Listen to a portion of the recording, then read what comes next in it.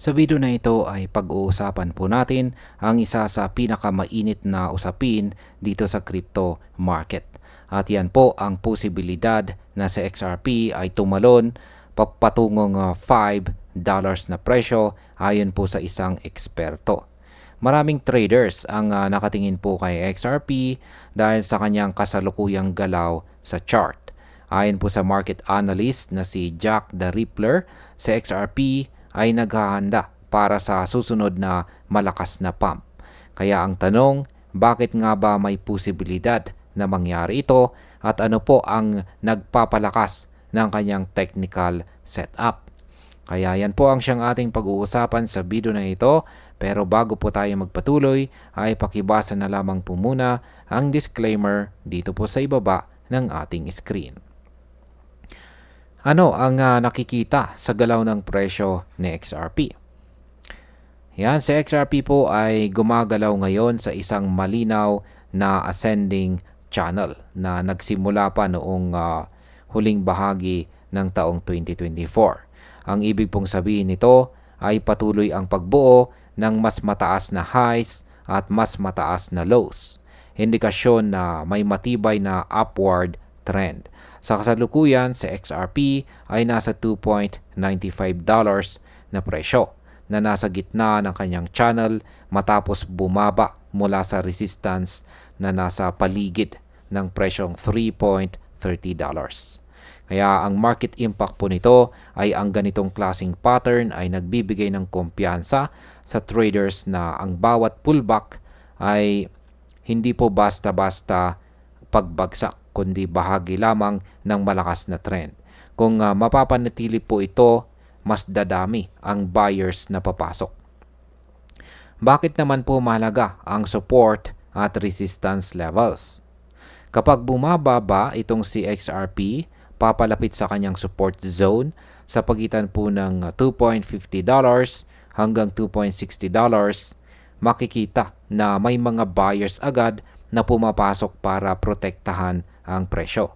Ito ang dahilan kung bakit nananatiling matatag ang kanyang base.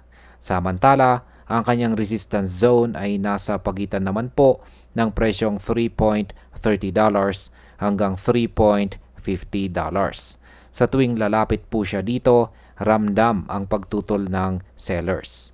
Pero ngayong nasa mid-channel itong sa XRP, dito kadalasang nabubuo ang momentum bago ang isang malakas na galaw.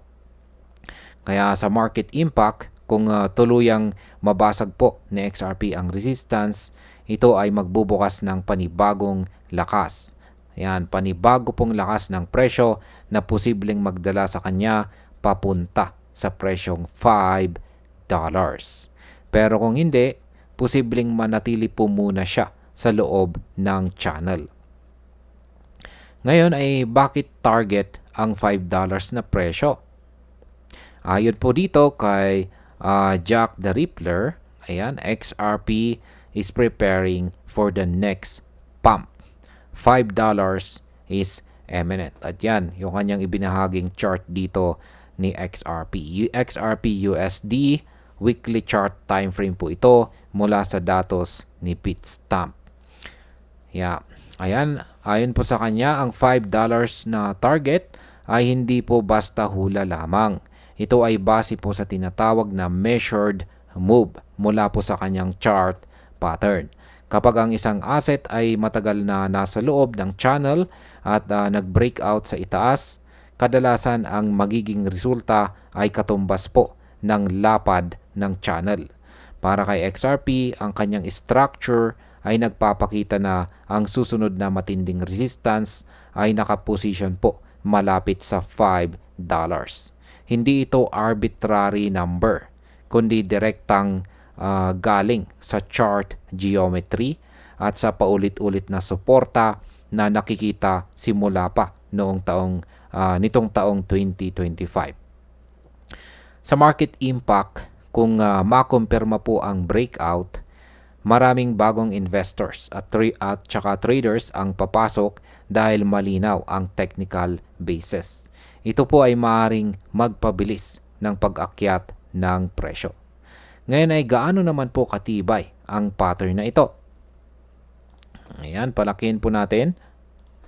Ang integrity ng pattern ni XRP ay makikita sa paulit-ulit na testing ng parehong support at resistance. Sa bawat pagkakataon na bumabagsak po siya sa support, may mga buyers na pumapasok. Sa bawat pagtama naman sa resistance, malinaw ang struggle pero hindi po siya bumabagsak ng tuluyan. Ang sitwasyong ito ay nagpapatibay na ang market ay nasa bullish bias. Ang breakout pataas ng resistance ay magbibigay po ng kumpirmasyon na tuloy-tuloy ang galaw papunta sa presyong $5. Pero kung babagsak po siya sa ilalim ng $2.50, dito lamang mababasag ang pattern. Kaya sa market impact, ito ang magbibigay ng malinaw na direksyon para sa mga traders. Kapag bullish breakout, asahan po natin ang malaking pag-angat ng presyo. Pero kapag breakdown naman, posibleng magkaroon po ng panic selling. Ngayon ay ano naman po ang final outlook para kay XRP? Sa kabuuan, ang galaw po ni XRP ay nagpapakita ng isang disiplinadong ascending channel. Sa ngayon ay nasa gitna siya ng kanyang range at naghahanda para sa susunod na direksyong galaw.